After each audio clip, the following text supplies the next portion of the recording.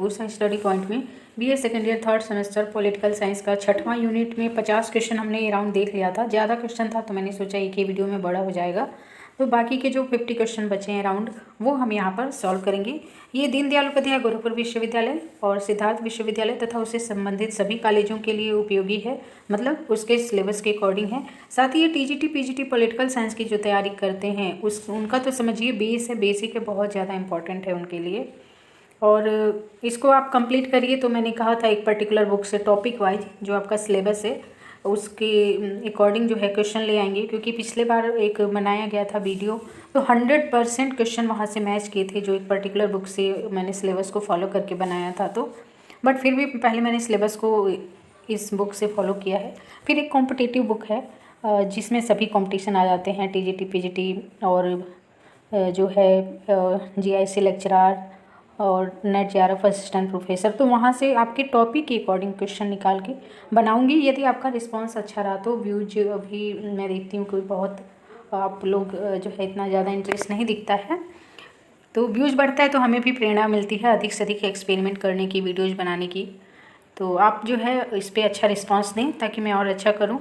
और comment box में अपनी राय ज़रूर लिखें कि आपको इससे बेनिफिट हो भी रहा है कि नहीं। तो क्वेश्चन को सॉल्व करना शुरू करते हैं। इसमें 55 नंबर क्वेश्चन है, श्रम विभाजन और जाति प्रथा क्या है। तो देखिए श्रम विभाजन और जाति प्रथा जो है निबंध नहीं है, ये आंसर गलत है। ये एक भाषण है जो डॉक्टर भीमराव अंबेडकर ने दिया था और जिस भाषण का संकलन किया गया उनकी एक पुस्तक एनिहिलेशन ऑफ कास्ट। ठीक है, तो ये श्रम विभाजन और जाति प्रथा क्या है, कोई ना तो कहानी है ना तो निबंध है, ये भाषण है। और किसका भाषण है, डॉक्टर भीमराव अंबेडकर का। इंपॉर्टेंट है। 56 नंबर क्वेश्चन कह रहा है कि निम्न रचनाओं में से कौन सी रचना डॉक्टर भीमराव अंबेडकर जी की है। The caste in India, the untouchables, who are Shudras, यहाँ टू आर शूद्राज लिखा है, ये नहीं है, हु आर शूद्राज यानी शूद्र कौन हैं, इनमें से सभी। तो ये सभी जो पुस्तकें हैं ये डॉक्टर भीमराव अंबेडकर की हैं और बहुत ज़्यादा इंपॉर्टेंट है। डॉक्टर भीमराव अंबेडकर भी खुद निम्न जाति से बिलोंग करते थे, जिसके कारण उनको सोसाइटी में बहुत ज़्यादा भेदभाव का सामना करना पड़ा। अतः इन्होंने इस बात का बहुत विरोध किया और जो है टचबिलिटी पे, छुआछूत पे, भेदभाव पे इन्होंने कई किताबें लिखी, जैसे कि आप अभी यहीं पे देख रहे हैं, the caste in India, the untouchables, who are Shudras, Shudra कौन है जिनको सबसे निम्न जाति का माना जाता है। तो इनमें से सभी किताबें ये किसकी हैं, ये भीमराव अंबेडकर की ही हैं और ये किताबें बहुत ही ज़्यादा इंपॉर्टेंट हैं। टीजीटी पीजीटी में तो ऐसे ही पूछी जाती हैं। 57 नंबर क्वेश्चन है, आधुनिक सभ्य समाज श्रम विभाजन को आवश्यक क्यों मानता है। तो कार्य कुशलता के लिए श्रम विभाजन का मतलब है कि श्रम का विभाजन कर दिया जाए, जो जिस कार्य में कुशल हो वही व्यक्ति उस कार्य को करे। तो इसलिए क्या है, श्रम का बंटवारा जरूरी है, जो जिस श्रम में जिस कार्य में जो है विशिष्टीकरण उसको प्राप्त है, उसको जिसका वो विशेषज्ञ है वही कार्य उसके द्वारा किया जाना चाहिए। 58 नंबर क्वेश्चन देखें तो श्रम विभाजन और जाति प्रथा पाठ बाबा साहब, यहाँ बाबा साहब का मतलब है अम्बेडकर के लिए भाषण का संपादित अंश है। तो जो श्रम विभाजन और जाति प्रथा पे जो इन्होंने अम्बेडकर जी ने जो अपना भाषण दिया है वो किसका अंश है, तो एनिहिलेशन ऑफ कास्ट। ये पुस्तक अभी हमने ऊपर भी देखा, एनिहिलेशन ऑफ कास्ट जो है ये इनका भाषण है डॉक्टर भीमराव अम्बेडकर का, जिसमें इन्होंने जाति प्रथा और श्रम विभाजन जैसे मुद्दे उठाए हैं। 59 नंबर क्वेश्चन कह रहा है कि संविधान के किस भाग में और कौन से अनुच्छेद में अनुसूचित जनजाति क्षेत्र का उल्लेख है। तो ये वेरी इंपॉर्टेंट क्वेश्चन है, भाग 10 याद रखिएगा, अनुसूचित क्षेत्र से संबंधित है और आर्टिकल 244 ये दोनों ही। तो ये क्वेश्चन भी बहुत इंपॉर्टेंट है कि किस अनुच्छेद में और कौन से भाग में अनुसूचित जनजाति क्षेत्र का उल्लेख मिलता है। 60वां क्वेश्चन है, 5वीं अनुसूची में कौन कौन सी विशेषता है। तो अनुसूचित क्षेत्र की घोषणा, केंद्र व राज्य की कार्यकारी शक्तियाँ, जनजाति सलाहकार परिषद, ये सभी किस में आते हैं, 5वीं अनुसूची में आते हैं। 5वीं अनुसूची में जो है 10 राज्यों को रखा गया है उनके आदिवासी क्षेत्रों के आधार पर। 61 नंबर क्वेश्चन है, अनुसूची में कौन सा राज्य शामिल नहीं है। तो देखिए जो 6ठी अनुसूची है उसमें आपका असम है, मेघालय है, मिजोरम है और त्रिपुरा है, ये 4 हैं, सिक्किम नहीं है। इतना इम्पॉर्टेंट है। देखिए 2 अनुसूचियाँ SC ST से संबंधित हैं, यानी अनुसूचित जाति और अनुसूचित जनजाति से। तो जो 5वीं अनुसूची है, ध्यान से सुनिए, 5वीं अनुसूची में 10 राज्यों को रखा गया है, 6वीं अनुसूची में 4 राज्यों को रखा गया है, और यहाँ पे ये 6वीं अनुसूची की बात हो रही है जिसमें असम, मेघालय, मिजोरम और त्रिपुरा है, ना कि सिक्किम। तो कह रहा है कौन सा शामिल नहीं है, तो सिक्किम शामिल नहीं है। आई होप सो कि क्लियर हो गया होगा कॉन्सेप्ट। 62 नंबर क्वेश्चन है, किस अनुच्छेद में अनुसूचित क्षेत्रों का प्रशासन पर संघ का नियंत्रण तथा अनुसूचित जनजातियों का कल्याण का उल्लेख मिलता है? तो ये आपका आर्टिकल 339 में मिलता है कि इस पे किसका है, संघ का नियंत्रण है तथा इनके कल्याण का उल्लेख मिलता है। देखिए ये दोनों आर्टिकल बहुत ही इंपॉर्टेंट है, 244 और 339, इसको ध्यान से आप याद रखेंगे। अगला जो क्वेश्चन है, कह रहा है कि अनुसूचित क्षेत्र आदेश 2003 का संबंध किससे है? तो इसका जो है संबंध वो आपका MP से है, छत्तीसगढ़ और झारखंड, इन तीनों से ही है। ठीक है, तो चूंकि ऑप्शन में 2 आंसर दे दिया है तो ऑप्शन ही गलत दिया है। ठीक है, पूछा इसका संबंध किससे है, तो MP से भी है, झारखंड से भी है, छत्तीसगढ़ से भी है ना, 3 राज्यों से है, तो 2 विकल्प में दे दिया है, कोई एक देना चाहिए। 64 नंबर क्वेश्चन है, संविधान की किस अनुसूची के तहत असम, मेघालय, त्रिपुरा और मिजोरम को जनजाति क्षेत्रों में विशेष प्रावधान का वर्णन है? तो 6ठी अनुसूची में। मैंने क्या बताया, 5वीं अनुसूची में 10 राज्यों को रखा गया है, 6ठी अनुसूची में 4 राज्य हैं और वो हैं मेघालय, मिजोरम, त्रिपुरा और असम। असम, मेघालय, मिजोरम, त्रिपुरा, 4 हैं ये। 65 नंबर क्वेश्चन है, निम्नलिखित में से कौन सा जनजातीय क्षेत्र मेघालय से संबंधित है? तो देखिए गारो जो पहाड़ी क्षेत्र है वो किससे संबंधित है, ये जनजातियों से संबंधित है, जनजातीय क्षेत्र मेघालय से संबंधित है। जो गारो और खासी और जयंतिया ये पहाड़ियाँ हैं, ये मेघालय के जनजातीय क्षेत्रों से संबंधित हैं। वेरी इंपॉर्टेंट है, ध्यान रखेंगे। मेघालय का कौन सा क्षेत्र, तो गारो, खासी और जयंतियाँ, गारो, खासी और जयंतियाँ, ये तीनों जो है मेघालय के क्षेत्र जनजातीय से संबंधित हैं। 66 नंबर क्वेश्चन है, किसी भी क्षेत्र को अनुसूचित क्षेत्र घोषित करने का अधिकार किसके पास है? तो वो है राष्ट्रपति के पास, लेकिन किसके परामर्श पे, राज्यपाल के परामर्श पर। ठीक है, वेरी इंपॉर्टेंट है ये क्वेश्चन। अनुसूचित क्षेत्र, किसी क्षेत्र को घोषित करने का अधिकार किसको है, राष्ट्रपति को है, किसके परामर्श पर, राज्यपाल के परामर्श पे। राज्य की कार्यकारी शक्ति का प्रधान कौन होता है? वेरी वेरी इंपॉर्टेंट है, देखिए राज्यपाल होता है। यदि ये कहता है राज्य की कार्यकारी शक्ति का वास्तविक प्रधान कौन होता है, तो मुख्यमंत्री आप कह सकते थे, है ना। तो देखा जाए नहीं, श्योरली ये आंसर सही है, राज्य की कार्यकारी शक्ति का प्रधान राज्यपाल होता है। 68 नंबर क्वेश्चन है, अनुसूचित क्षेत्रों एवं जनजाति क्षेत्रों का प्रशासन का उल्लेख किस अनुच्छेद में किया गया है? तो ये 244 में किया गया। और मैंने क्या बताया, आर्टिकल 244 और 399 ये दोनों बहुत ही इंपॉर्टेंट है, ध्यान रखेंगे। 399 ही था, उसमें कहा गया था कि संघ का इस पर नियंत्रण रहेगा, और 244 क्या है, इसमें अनुसूचित क्षेत्रों एवं जनजातीय क्षेत्रों का प्रशासन का उल्लेख किया गया है। 69 नंबर क्वेश्चन है, कौन सा जनजातीय क्षेत्र मेघालय से संबंधित है? तो अभी हमने चर्चा की, गारो, खासी और जयंतिया ये तीनों किससे संबंधित हैं, जनजातीय क्षेत्र हैं। कहाँ के, मेघालय के। मेघालय के 3 जनजातीय क्षेत्र कौन है, गारो, खासी, जयंतिया। 70 नंबर क्वेश्चन है, संविधान के किस भाग में अनुसूचित क्षेत्र और जनजातीय क्षेत्र नामित किया गया? तो भाग 10 में। देखिए मैंने बताया वेरी इंपॉर्टेंट है, कौन से भाग में है, भाग 10 में है। आर्टिकल कौन कौन से हैं, तो 244 और 399। 71 नंबर क्वेश्चन है, स्वशासी जिलों को स्थापित या पुनर्स्थापित करने का अधिकार किसको है? तो ऐसा करने का अधिकार राज्यपाल को है।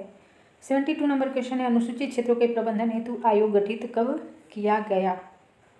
तो ये क्वेश्चन में मैं श्योर नहीं हूँ कब किया गया, है ना, क्योंकि मेरे सोर्सेज के अकॉर्डिंग 1978 में किया गया था, तो और इसमें वो ऑप्शन में ही नहीं है, तो here I can skip this question. आगे बढ़ते हैं। 73 नंबर क्वेश्चन है, संविधान के किस भाग में अनुसूचित क्षेत्र में जनजातीय क्षेत्र को नामित किया गया है? देखिए फिर से ये क्वेश्चन आया, तो किस भाग में अनुसूचित क्षेत्र के बारे में जो है बात की गई है? भाग 10 में अनुसूचित क्षेत्र के बारे में बात की गई है। ये अनुसूचित क्षेत्र किससे संबंधित है? SC और ST से। 74 नंबर क्वेश्चन है, संविधान की किस अनुसूची के अंतर्गत राज्य के अनुसूचित क्षेत्र में अनुसूचित जनजातियों के प्रशासन व नियंत्रण के बारे में चर्चा की गई है? तो देखिए यहाँ पर जो है 5वीं अनुसूची है, ठीक है, क्योंकि देखिए 10वीं अनुसूची 10वां भाग है, ठीक है, और किस अनुसूची के अंतर्गत राज्य के अनुसूचित क्षेत्र में अनुसूचित जनजातियों के प्रशासन और नियंत्रण की चर्चा की गई है? तो ऐसा 5वीं अनुसूची के बारे में कहा गया है। 75 नंबर क्वेश्चन है, सर्वप्रथम किसकी अध्यक्षता में अनुसूचित जनजाति का क्षेत्र से संबंधित आयोग का गठन किया गया? तो इसमें सही आंसर होगा भूरिया कमेटी, ना कि घेवर कमेटी। 76 नंबर क्वेश्चन है, वर्तमान समय में लोकसभा की 543 सीटों में से कितनी सीटें जो है एससी के लिए आरक्षित हैं और कितनी एसटी के लिए, है ना? तो ये बहुत ही इंपॉर्टेंट है कि लोकसभा में एससी के लिए, अनुसूचित जाति के लिए कितनी सीटें आरक्षित हैं और एसटी यानी अनुसूचित जनजाति के लिए कितनी सीटें आरक्षित हैं। आंसर देखते हैं। देखिए, लोकसभा में एससी के लिए, जिसको अनुसूचित जाति कहते हैं, है 84 सीटें हैं, और एसटी के लिए, जिसको अनुसूचित जनजाति कहते हैं, 47 सीटें क्या हैं, रिजर्व हैं। वेरी वेरी इंपॉर्टेंट है, कभी भी कहीं भी पूछा जा सकता है, ठीक है, क्योंकि आपके सिलेबस में है महिलाएं, जाति, वर्ग, तो ये जातियों से रिलेटेड है। एससी के लिए 84 और एसटी के लिए 47। नारीवादी आंदोलन का उद्देश्य क्या है? तो देखिए, समानता इसका उद्देश्य है, और क्या हो सकता है कि हमें भी हर कार्य में समानता मिले। मान लीजिए कोई कार्य महिला करती है तो उसे कम पेमेंट मिलता है, पुरुष काम वही करे तो 10 उसको ज़्यादा पेमेंट मिलता है, तो ऐसा नहीं होना चाहिए, है ना। नारीवादी आंदोलन इसीलिए होते हैं कि नारी को भी जो है, महिलाओं को भी पुरुष के समान हर फील्ड में समानता दिया जाए। निम्न में से कौन सा डिवीजन भारत के लिए अद्वितीय है? तो जाति विभाजन जो है ना, जो कास्ट का डिवीजन है, वो भारत के लिए अद्वितीय है। 79 नंबर क्वेश्चन है, महिलाओं के कल्याण के लिए संसद द्वारा बनाए गए कानूनों का चयन करें। तो 1955 का विशेष विवाह अधिनियम हो, 1961 का दहेज निषेध अधिनियम और 1976 का समान पारिश्रमिक अधिनियम, ये सारा क्या है, महिलाओं के कल्याण से संबंधित है। अतः सही आंसर हो जाएगा डी। 80 नंबर क्वेश्चन है, भारत में महिलाओं के साथ भेदभाव किया जाता है। तो उनके राजनीतिक जीवन में, आर्थिक और सामाजिक सभी पहलुओं पे देखा जाए तो सभी स्तर पे भारत में महिलाओं के साथ भेदभाव किया जाता है। आप देखते हैं राजनीति में, लोकसभा में महिलाओं की भागीदारी 15% से भी कम है। समाज में उनके साथ बहुत भेदभाव होता है। एक लड़की को बहुत सारे सोशल नियमों का पालन करना पड़ता है। आर्थिक जीवन में भी भेदभाव है, महिलाएं आर्थिक रूप से डिपेंडेंट नहीं हैं, दूसरे पे जो है वो रहती हैं, इंडिपेंडेंट नहीं है, दूसरे पे डिपेंड रहती हैं। और समान कार्य के लिए समान वेतन भी नहीं दिया जाता है महिलाओं को। 81 नंबर क्वेश्चन है, स्थानीय स्वशासन स्व सरकारी संस्थानों में सभी पदों में से कम 1/3 पदें आरक्षित हैं, किसके लिए? महिलाओं के लिए। देखिए, आरक्षित नहीं, स्थानीय स्वशासन, ठीक है, स्थानीय जो स्व सरकारी संस्थान है वहाँ पे आरक्षित हैं, ठीक है, सभी जगह पे नहीं आरक्षित हैं। जैसे सभी जगह का मतलब कि जो है, यहाँ पे मैंने स्थानीय पे ध्यान नहीं देता। स्थानीय जो स्वशासन है या स्थानीय स्व सरकारी संस्थान जितने भी हैं, वहाँ पे महिलाओं के लिए न्यूनतम 30% जो है, 30 नहीं, 1/3 यानी 33% सीटें क्या है, उनके लिए आरक्षित हैं। किसके लिए? महिलाओं के लिए। और ऐसी मांग हो रही है कि लोकसभा में महिलाओं के लिए कम से कम 33% सीटें क्या हों, आरक्षित हों। 82 नंबर क्वेश्चन है, समाज में जो सुविधाएं और अवसर हम अपने लिए चाहते हैं वह दूसरों को भी मिले, ये कहलाता है सामाजिक न्याय। यानी जो हम अपने लिए चाहते हैं वो दूसरों को भी तो मिलना चाहिए, इसी को हम क्या कहते हैं? सामाजिक न्याय या सोशल जस्टिस कहते हैं। जाति प्रथा का जो रूप प्रचलित है वो कैसा है? तो वो बहिष्कारणी भी है, शोषणकारी है, अपमानजनक है, उपरोक्त सभी। 84 नंबर क्वेश्चन है, भारत सरकार ने देश में वंचित व पिछड़े समुदाय की पहचान के लिए कितनी सूचियाँ बनाई हैं? तो देखिए, सामाजिक, जातिगत और आर्थिक आधार पे जो है वंचित और पिछड़े समुदायों की पहचान की जाती है। तो इस तरह 3 जो है सूचियाँ बनी हुई हैं इसमें। 85 नंबर क्वेश्चन है, वह जाति जिसमें सामाजिक, आर्थिक व शैक्षिक रूप से पिछड़ी जातियाँ जो है सम्मिलित होती हैं। तो इसमें ओबीसी आ जाएगा, अन्य पिछड़ा वर्ग। 86 नंबर क्वेश्चन है, किस धारणा में व्यक्ति नई जानकारी होने पर भी पूर्व कल्पित धारणा को बदलने से इनकार करता है? जब वह पूर्वाग्रह का मतलब है कि आप पहले से ही धारणा बना ले किसी व्यक्ति के बारे में कि ये व्यक्ति तो बहुत बुरा है या बहुत गलत है, तो आप उसको कुछ अच्छा करते हुए, बोलते हुए सुनेंगे तो भी अगर आप अपनी धारणा को नहीं बदलते हैं उसके प्रति, तो इसको कहा जाएगा कि पूर्वाग्रह से आप क्या हैं, ग्रसित हैं, कि आपने सोच लिया कि हाँ वो गलत है तो गलत ही है। 87 नंबर क्वेश्चन है, देश में पुरुष की साक्षरता दर कितनी है? तो देखिए, देश में पुरुष की जो साक्षरता दर है वो 82% है, 82.14% है। टोटल जो साक्षरता दर है वो 74.4 है। और महिलाओं का कितना है ये आप कमेंट बॉक्स में लिखेंगे कि भारत में महिलाओं की साक्षरता दर कितनी है। ये तो हो गया देश का, ये तो हो गया पुरुषों का, और महिलाओं का आप बताइए। 88 नंबर क्वेश्चन है, भारत की कुल जनसंख्या का कितना प्रतिशत भाग कार्यशील है?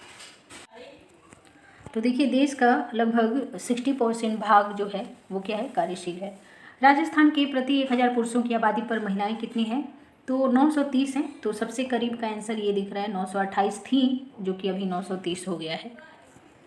किस प्रथा का समाज में उन्मूलन हो चुका है? कौन सी ऐसी प्रथा है जिसका वर्तमान में समाज में उन्मूलन हो चुका है या वो प्रथा समाप्त हो चुकी है? तो जो सती प्रथा है वो समाप्त हो चुकी है, उसका उन्मूलन हो चुका है। दहेज प्रथा आज भी विद्यमान है। बाल विवाह भी गाँव में प्रचलित है। जाति प्रथा तो हर जगह प्रचलित है। 91 नंबर क्वेश्चन है, विश्व सामाजिक न्याय दिवस कब मनाया जाता है? इंपॉर्टेंट है, ये 20 फरवरी को मनाया जाता है। विश्व सामाजिक न्याय दिवस किसके द्वारा मनाया जाता है? तो यूएनओ, यूनिसेफ और मानवाधिकार आयोग, ये सभी मनाते हैं इसको। तो सही आंसर हो जाएगा डी। विश्व सामाजिक न्याय दिवस किस वर्ष से मनाया जा रहा है? तो 2009 से इसको मनाने की शुरुआत की गई और 2009 से ही प्रत्येक वर्ष 20 फरवरी को विश्व सामाजिक न्याय दिवस मनाया जाता है। राष्ट्रीय सामाजिक न्याय दिवस कब मनाया जाता है? ऐसा कोई कॉन्सेप्ट मुझे मिला नहीं, स्किप करती हूँ इस क्वेश्चन को। 95 नंबर क्वेश्चन है, समाज में आर्थिक समानता का प्रमुख कारण क्या है? तो देखिए, आर्थिक असमानता का कारण है अवसरों की असमानता। ऐसा नहीं कि महिलाएं परिश्रम नहीं करती, महिलाएं ही नहीं, कोई भी, या योग्यता का, अवसरों की असमानता होती है। किसी को अधिक अवसर मिलते हैं, किसी को कम, किसी को हायर एजुकेशन का अवसर मिला, किसी को नहीं, क्योंकि कोई गरीब है, कोई अमीर है। तो आर्थिक असमानता का कारण क्या है? अवसरों की असमानता। मान लीजिए किसी को शिक्षा का अवसर ही नहीं मिला तो वो IAS कहाँ से बनेगा, है ना। तो अवसरों की असमानता ने आर्थिक असमानता को जन्म दिया है। 96 नंबर क्वेश्चन है, प्रथम भारतीय महिला संघ का गठन किस नगर में हुआ था? तो प्रथम भारतीय महिला संघ का गठन जो है मद्रास में हुआ था 1917 में एनी बेसेंट जी के द्वारा। अगला क्वेश्चन है, कास्ट शब्द की उत्पत्ति किससे हुई है? तो देखिए, कास्ट शब्द की उत्पत्ति जो है ये 2023 में पूछा है क्वेश्चन, ये वाला भी। स्पेनिश व पुर्तगीज, इन शब्दों से क्या हुई है? कास्ट शब्द की उत्पत्ति हुई है। तो आई होप कि आप इससे लाभान्वित हो रहे हैं। तो आप रिस्पांस जरूर दें, कमेंट बॉक्स में अपनी राय लिखें, चैनल को सब्सक्राइब जरूर कर लें ताकि कंप्लीट सिलेबस का आपको वीडियो मिल सके। साथ ही मैं सोच रही हूँ जो इंपॉर्टेंट टॉपिक हैं जैसे पंचायती राज और 73rd 4th अमेंडमेंट, धर्मनिरपेक्षता, या जो भी छोटे छोटे टॉपिक्स हैं उनकी जो है डिस्क्रिप्टिव वीडियोज़ भी मैं डालूंगी। तो आप अपना सिलेबस याद रखें ताकि आप, मैं कोई भी वीडियो डालूँ आपके सिलेबस से मैच करता है तो आप उसको तैयार कर सकें। या मान लीजिए मैं किसी अनदर कॉम्पिटिटिव बुक से क्वेश्चन निकाल के टॉपिक वाइज डालती हूँ, तो आपको अपना सिलेबस पता होना चाहिए ताकि आप उससे लाभान्वित हो सकें, उसको पढ़ लें।